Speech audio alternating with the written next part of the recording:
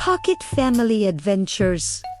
What if I told you there's an entire family living right under your nose and you've never even noticed them? Not because they're hiding particularly well, but because they're so incredibly tiny that your morning coffee cup looks like a swimming pool to them, right? Settle in then, because tonight we're diving into something rather extraordinary. This is the tale of the Pocket family, and trust me, once you hear their story, you'll never look at your own home quite the same way again. Picture this: whilst you're tucked up in your bed, fast asleep and dreaming away, there's a whole other world buzzing with life just meters from where you're lying. A world where a television remote looks like a surfboard, where a dropped biscuit crumb becomes a feast fit for royalty, and where the gap under your kitchen cupboard might as well be the entrance to a secret kingdom. Now, let me paint you a picture of where our story begins. It's the crack of dawn, and there's this soft golden light creeping through a kitchen window. Sounds peaceful enough, doesn't it? But here's where it gets interesting. Nestled behind some cleaning supplies on the windowsill, tucked away like precious little secrets, are four of the most remarkable individuals you'll ever meet. Meet the Pockets. There's Ma and Pa, the heart and soul of this tiny clan, snuggled up together in what used to be someone's dusting cloth. Ma's got this adorable little snore going on, and every time she breathes out, the yellow fabric around her puffs up like a miniature hot air balloon. Pa's lying right beside her, looking as content as anyone could possibly be, his face peaceful and relaxed in the morning light. Then there are the children. Matilda and Joe have made themselves proper comfortable inside what looks to them like the world's floofiest cloud. It's actually a feather duster, but to them, pure luxury. Better than any five-star hotel bed you've ever slept in, I'd imagine. Now, you might be wondering how on earth this family ended up camping out on a kitchen windows. Well, here's the thing about the Pockets. They're not exactly your average family, are they? They've been living in this house for years, completely undetected by the human residents. For the longest time, they had their own little setup in the back of a kitchen cupboard, hidden away in an old tissue box that had been forgotten about ages ago. Life was pretty sweet for them back then. The elderly couple who owned the place barely used the kitchen, so the Pockets had free run of the place most of the time. They'd venture out for midnight snacks, take baths in bottle caps filled with water, and generally live their lives without a care in the world. But then, as these things go, change came knocking. One morning, a great big moving van pulled up outside, and suddenly their peaceful little world was turned upside down. Every cupboard was emptied, every nook and cranny cleared out. The elderly couple were packing up their entire lives into cardboard boxers, and unfortunately for the Pockets, that included their cozy little home. Now, most families might have panicked at this point, but not the Pockets. Oh no! They saw this as the adventure of a lifetime. Pa, being the eternal optimist he is, suggested they set up temporary camp on the kitchen windowsill. Brilliant idea. Really, they'd wake up with the sunrise, have the house to themselves for a few hours each morning, and get a proper look at whoever the new owners turned out to be. And what a decision that turned out to be. The past month on that windowsill has been like an extended family holiday for them. They've been dining like kings on takeaway leftovers, enjoying unlimited access to fresh water from the taps, and sleeping on bedding that's softer than silk.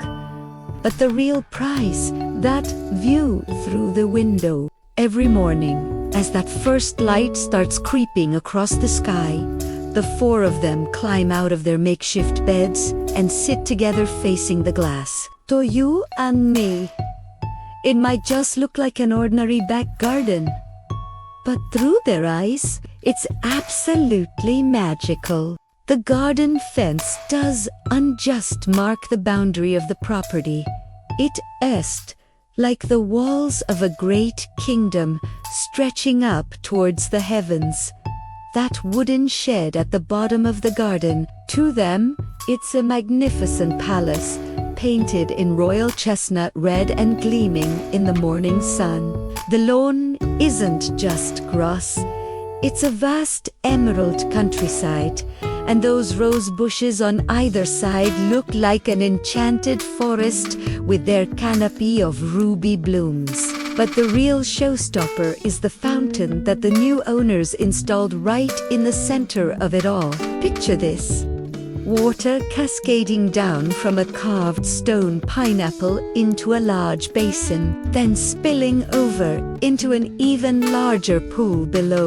To the pockets, this isn't just a garden ornament, it's their very own Niagara Falls. Right there outside their bedroom window, the sound of that water trickling away is like a symphony to their ears. While you might hear a gentle babbling brook, they're listening to magnificent waterfalls thundering in the distance. And when the morning sun hits that water just right, casting little diamonds of light across the surface, well, it's the sort of sight that makes you believe in magic, isn't it? Now, speaking of the new owners, the Pockets have been doing their fair share of people watching over the past month. The new family are called the Grangers, and they couldn't be more different from the previous elderly couple. There is a mum in her early 30s and the most delightful little 5-year-old daughter you've ever seen. According to Matilda, who's become quite the expert on human behavior. The fact that the Grangers have so many friends helping them move and settle in is proof positive that they're good people. Makes sense, doesn't it? You don't get that many people willing to help you lug furniture about and slap paint on walls unless you're genuinely lovely. The Pockets have been secret witnesses to the most heartwarming bedtime routine. Every night, the mum sits on the edge of her daughter's bed, reading story after story until the little one's eyelids start getting heavy. Then, she tucks her in, gives her a gentle kiss on the forehead, and tiptoes out of the room like she's trying not to wake a sleeping angel. Matilda and Joe have made it their nightly entertainment, perching on a nearby bookshelf to listen in on these bedtime tales. It's become their own little family tradition, listening to the stories, then heading back to their feather duster bed to dream about the adventures they've just heard about. But all good things must come to an end, mustn't they? The Grangers have settled in now, their furniture's all in place, the walls have been painted, and everything's looking proper, homie. Which means it's time for the Pockets to find themselves a more permanent base of operations. Now, here's where it gets interesting. The Pockets are big believers in fairness and democracy. None of this head of the household makes all the decisions nonsense. Each member of the family has scouted out their own potential new home, and they're going to take a proper vote on where to set up shop. This particular morning, as that golden sunlight streams through the kitchen window, Joe is the first to wake up. He's the tallest of the bunch, this lad, and he's got this lovely routine of stretching his arms up to the sky, then reaching down to touch his toes, working out all the kinks from sleeping in unconventional bedding. Then he sits cross-legged, facing the window, just drinking in that sunrise.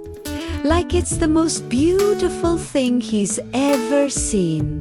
And you know what? After spending most of his life waking up in the pitch-black depths of a kitchen cupboard, I reckon it probably is, one by one, the rest of the family join him. It's become their morning ritual now, climbing out of bed, sitting together, facing the glass, watching that massive golden orb creep up the sky, revealing all the natural beauty spread out before them. It's the kind of moment that makes you appreciate the simple things in life, isn't it? But today's different. Today's the day they start house hunting properly. As the sun climbs higher and the light grows stronger, the family slip down from their windowsill perch one by one. They often stop for morning showers in the kitchen sink. Imagine that, climbing down the plug chain and standing under the dripping tap like it's your own private waterfall. But not today. Today, they're buzzing with excitement about the adventures ahead. Pio's leading the charge this morning, and he's come prepared. Sticking out of his tiny backpack are a couple of toothpicks he has repurposed as walking sticks, brilliant for navigating uneven terrain. All four of them have got their adventure gear sorted.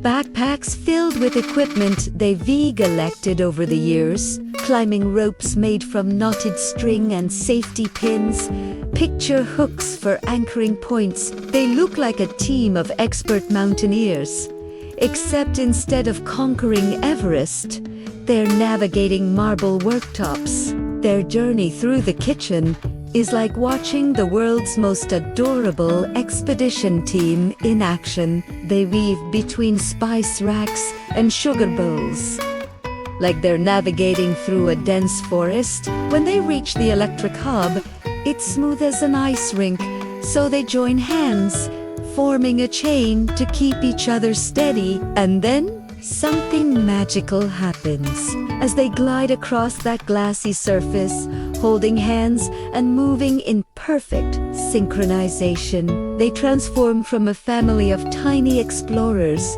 into what looks like a professional ice dancing team. They're twisting and turning, moving so gracefully you'd think they were performing at the Olympics. The smiles on their faces are absolutely infectious, pure joy in its simplest form. Even when they leave the hub behind and continue their journey, you can still see that happiness radiating from them. This is what family adventures are all about, isn't it? These little moments of unexpected magic that happen when you are brave enough to step outside your comfort zone together. Their first stop is Pio's choice of new home, and he's chosen somewhere rather clever.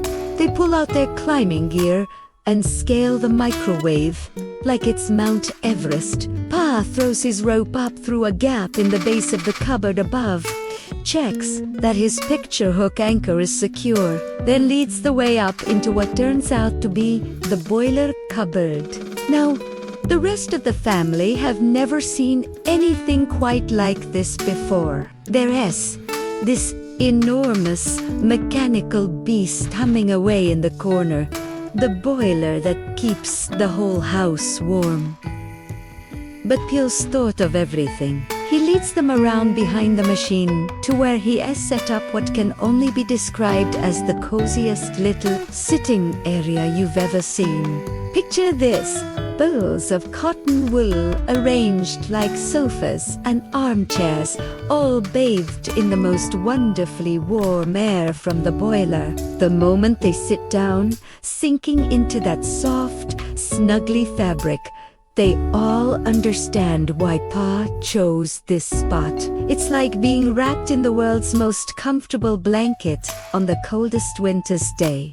But Pio's not done impressing them yet. Out comes a tray of tiny foil mugs filled with the most delicious smelling hot chocolate you can imagine. He explains his method. Just a speck of cocoa dust, a drop of water from the nearby tap, and a minute beside the boiler for heating. Simple, but absolutely perfect. The hot chocolate is extraordinary, rich and creamy, with hints of dark chocolate and sweet mint that dance on their tongues as they sit there, wrapped in warmth and sipping their drinks. It's easy to picture what life might be like here. Cozy chats on cold evenings, luxurious hot cocoa whenever they fancy it, and in the mornings, they could climb down to the kitchen and make their way back to that beautiful windowsill view. It's tempting, really tempting, but Ma's got her own ideas about where they should set up home. And once those mugs are empty, it's her turn to lead the expedition. Ma's approach to getting down from the boiler cupboard is rather more dramatic than PA's careful climbing. She throws the rope down, hooks it onto a kitchen chair leg, secures herself with a toothpick, and then, with her arms raised and a look of pure mischief on her face, she ziplines down like some sort of tiny action hero. The landing is flawless, and the others follow suit, all of them grinning from ear to ear as they glide down. Their destination is a beautiful new sideboard that the Grangers have added to the kitchen. Light pine wood that matches the table and chairs perfectly, with 3 cupboards behind frosted glass doors. Ma's aiming for the middle cupboard, and she gets there with typical flair, planting her toothpick in the floor and vaulting through the air to disappear through a gap in the door. Inside, it's like stepping into Aladdin's cave. Mountains of fine bone china stretch out before them, plates, bowls, teacups, and saucers, some so delicate and beautiful they look like works of art. There are hand-painted pieces that Ma reckons belong in a museum, and plain white ones so perfectly polished they reflect like mirrors. Matilda catches sight of herself in one of these reflective surfaces and pauses, surprised by what she sees. There she is, looking every inch the intrepid explorer, and for the first time, she feels genuinely proud of herself. She's the youngest and smallest of the family, but seeing herself like this, confident, adventurous, ready for anything, makes her stand a little taller. But the real surprise is waiting for them at the back of the shelf. Ma's prepared a breakfast table using a bottle cap as the base, and sitting in the center is the most enormous loop of cereal any of them have ever seen. To you and me, it's just one piece of breakfast cereal. To them, it's a giant donut of chocolatey, honey-sweet perfection that could feed them for a fortnight. Ma's discovered something rather wonderful about their new young neighbor. The little Granger girl eats her breakfast in the chair right beside this cupboard every morning, and she's what you might politely call a messy eater. Crumbs and morsels of delicious food scatter everywhere, providing the pockets with an endless supply of gourmet meals. And it's not just breakfast, lunch, and dinner, too. They gather around their bottle cap table, tummies rumbling at the sight and smell of that magnificent cereal loop.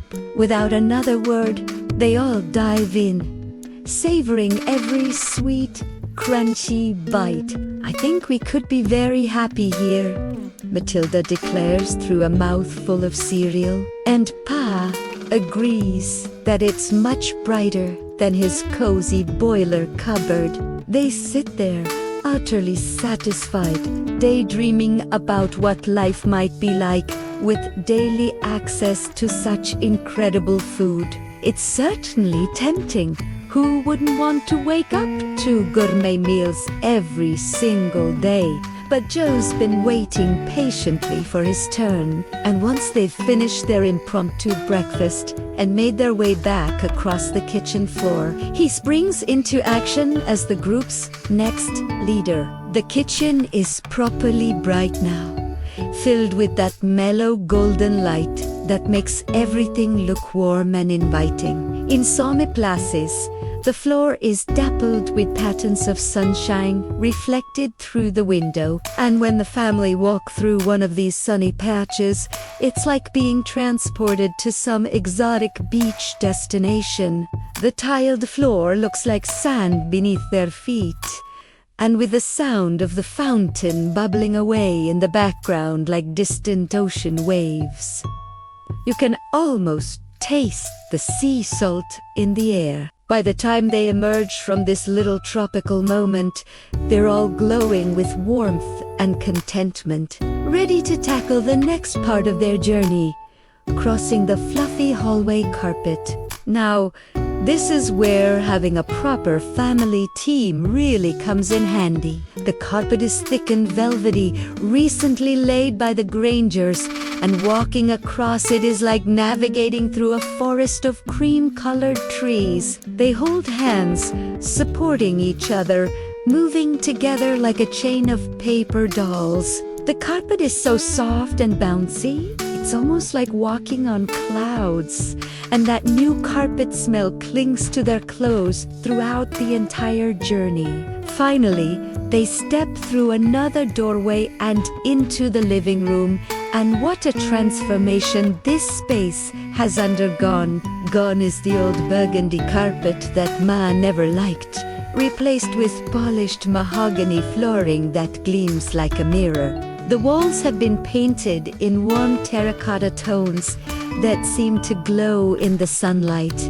and there's artwork everywhere, some professional pieces showing scenes from nature and others clearly drawn by the Granger child in bright, cheerful colors. Dominating the room is an enormous leather sofa positioned perfectly for viewing the massive television mounted on the opposite wall. Matilda actually gasps when she sees the size of that screen. It is like having your own personal cinema. The family assume this must be Joe's choice, and you can hardly blame them. What teenage lad wouldn't want to live next to a screen that size? But Joe leads them past the sofa, across the glossy floorboards, and up onto the coffee table, where he reveals something far more impressive than any television. Right there in the center of the table sits a large rectangular fish tank, absolutely teeming with life. Joe's beaming like a proud treasure hunter, showing off his greatest discovery. He guides them to a perfect viewing spot, a little indentation in a decorative panel on the table that is just deep enough to keep them hidden and angled perfectly for and what a tank it is. Chunks of driftwood twist and curve in beautiful patterns, creating underwater forests for the most incredible fish to swim through. Even the smallest fish look enormous to the pockets, each one a living rainbow of colors and patterns. There's one in particular that's caught Joe's attention, a striking red fish with large petal-like fins that moves through the water with such grace and elegance that he's named her Rose. She reminds me of the roses in the garden, Joe explains, watching as Rose glides between the driftwood branches. The way she moves is just like a petal floating on the breeze. It's utterly mesmerizing. Pa, who's always dreamed of living near water, is particularly taken with the idea of having their own private ocean right there on the coffee table. It wouldn't be difficult to set up furniture beneath the nearby sofa leg, or perhaps in one of the table drawers below. They could spend their evenings watching this underwater ballet, this constant source of beauty and entertainment. But before anyone can get too carried away with underwater dreams, Matilda steps forward with the confidence of someone who's saved the best for last. This is her moment, her chance to show the family something truly special. Instead of heading back towards the hallway as the others expect, she guides them further into the living room, past the coffee table and around the back of the sofa. She can barely contain her excitement, looking back at her family with knowing smiles, practically bouncing with anticipation. And when they round that corner, it's immediately clear why she's so delighted. There, against the living room wall, stands the most magnificent dollhouse any of them have ever seen. It's so tall, its roof nearly reaches the arm of the sofa, opening out to reveal 3 floors of beautifully decorated and furnished rooms, connected by proper stairs and even a tiny lift. The ground floor has a kitchen and living room that look like something out of a home design magazine. Above that, there's a dining room and bathroom, both fitted out with the most exquisite miniature fixtures. And on the top floor are the bedrooms. One larger room with a double bed at its center, and 2 smaller rooms with single beds, each one decorated and furnished with modern stylish pieces that would make any interior designer weep with envy. For several moments, the family just stands there in complete silence, taking in the sight of this incredible mansion. Unlike the other places they've visited today, this doesn't just feel like home. It actually looks like home too. There's no need to imagine how they might decorate or what furniture they might need, because it's already perfect, better than anything they could have planned themselves. It's a dream come true for every single one of them. The vote is unanimous before Matilda even points out the tiny remote-controlled car parked beside the house, their own personal vehicle for exploring every corner of their new territory. They can revisit the fish tank whenever they fancy, or the fountain, or stop to sunbathe on those warm patches of kitchen floor. They can fill the car a spout with cereal loops and cocoa and all sorts of delicacies before returning home to their very own dining room. And when it's time for bed, Matilda and Joe will have proper bedrooms of their own, where Ma and Pa can read them soothing bedtime stories, just like the Granger mom does for her daughter. Then, when the children are fast asleep, Ma and Pa will tiptoe out of the room, leaving Matilda and Joe to dream of all the new adventures waiting for them tomorrow. The Pocket family have found their new home, and it's more wonderful than anything they could have imagined. From their humble beginnings behind cleaning supplies on a windowsill to this magnificent dollhouse mansion, they've discovered that sometimes the most extraordinary adventures begin with the simple act of being brave enough to explore the world around you. As they stand there, looking up at their new home with hearts full of excitement and possibility, one thing is perfectly clear.